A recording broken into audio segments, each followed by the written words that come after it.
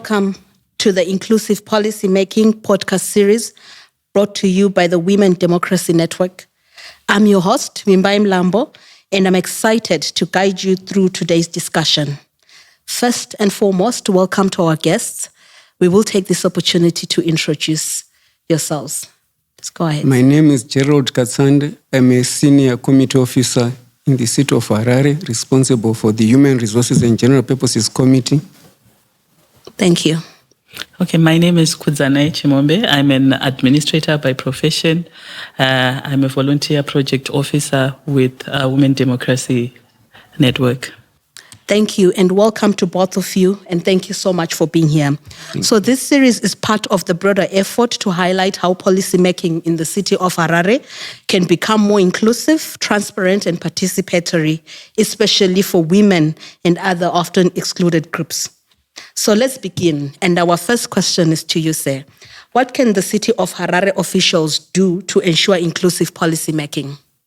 City of Harare officials, especially management, at management level, they should ensure that the voice of women, those who are disadvantaged in the City of Harare, is heard by making sure that they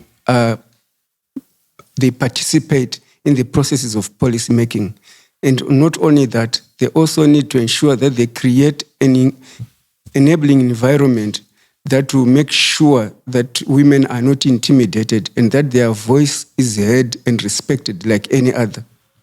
Thank you so much, and quite pivotal that women are not intimidated when they decide to voice out. Thank you so much for that point. Ma'am, to you, what can policymakers do to ensure inclusive policy making?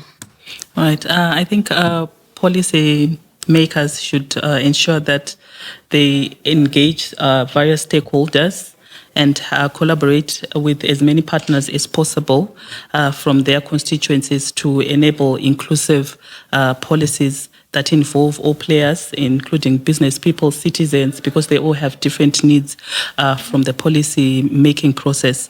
Then also provide education, civic education and resources so that people really know what the policy making process is like, what they're supposed to require from the different local authorities, in order to engage with a broader audience.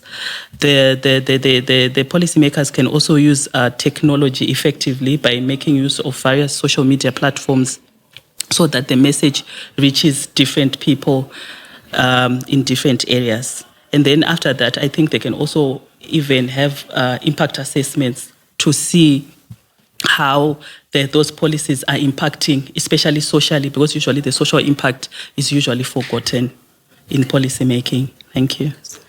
Thank you so much for that. This brings us to the end of today's episode. A huge thank you to our panelists for sharing their insights and to you, our audience, for tuning in. Join us for the next series as we continue to unpack different layers of policymaking in Harare and spotlight opportunities for inclusion and transformation.